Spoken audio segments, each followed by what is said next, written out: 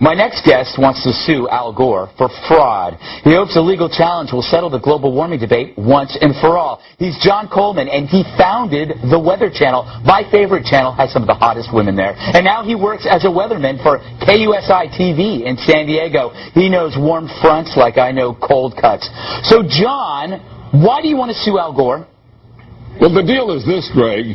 We have tried and tried and tried to get a debate on global warming with scientists on the other side. Al Gore or any of the scientists behind him over at the UN IPCC, we'd love to have a debate with them, but they say, oh no, the debate is over. Yeah. Well, now there are 30,000 of us. We have 30,000 scientists, 9,000 PhDs, who have signed up to debunk global warming. And they still won't listen to us. You realize that Fox is the only cable network that'll put us on the air. CNN won't. That other thing, MSNBC, it won't. CBS, ABC, NBC, they scoff at us. We can't get on the air. If it weren't for the internet, you wouldn't even know I existed. Yeah, no, that's true. The whole deal is that somehow we have to be heard. So we figure maybe a court of law. Now, let me ask you, do you think, why hasn't Al responded to you? Is he scared, or is he just pretending you don't exist? Well, I think he regards us as just a little gnat. After all, he's a former Vice President of the United States. He's got an Oscar. He's got a Grammy. He's got $100 million.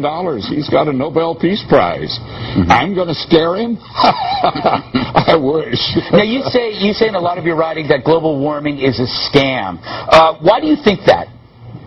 Well, if you study all the papers of the Intergovernmental Panel on Climate Change, if you study everything their scientists have done, it all boils down to a claim that carbon dioxide, CO2 in the atmosphere, put there by our burning of fossil fuels, is going to turn the climate of Earth into an oven, and we're all going to bake and die.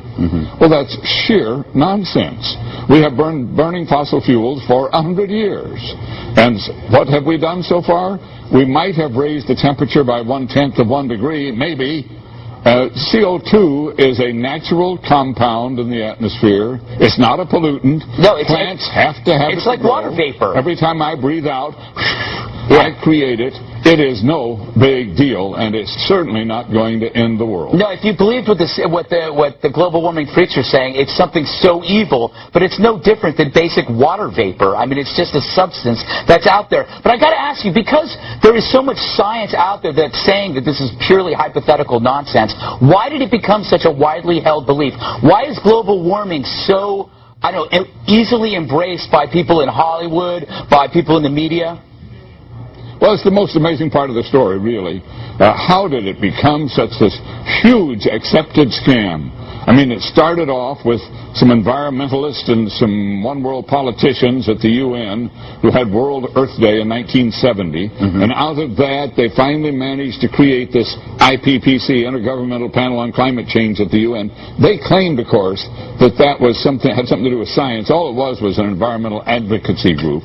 Then Al Gore learned a little bit about CO2 in college. One course, learned a little, and all of a sudden he became an expert. So he becomes vice president. The UN starts foisting this thing on us. And the media, which loves a crisis, loves to tell us that the world is coming to an end, the media jumped aboard. And once the media was aboard, so you got the UN, you got Al Gore, you got the media, what are the politicians going to do? They follow. What's interesting is almost with every issue, you're allowed some kind of debate or dissent. And this is worse, actually, worse than any kind of religion where you're not allowed to dissent. You can't say anything without being called an idiot or crazy.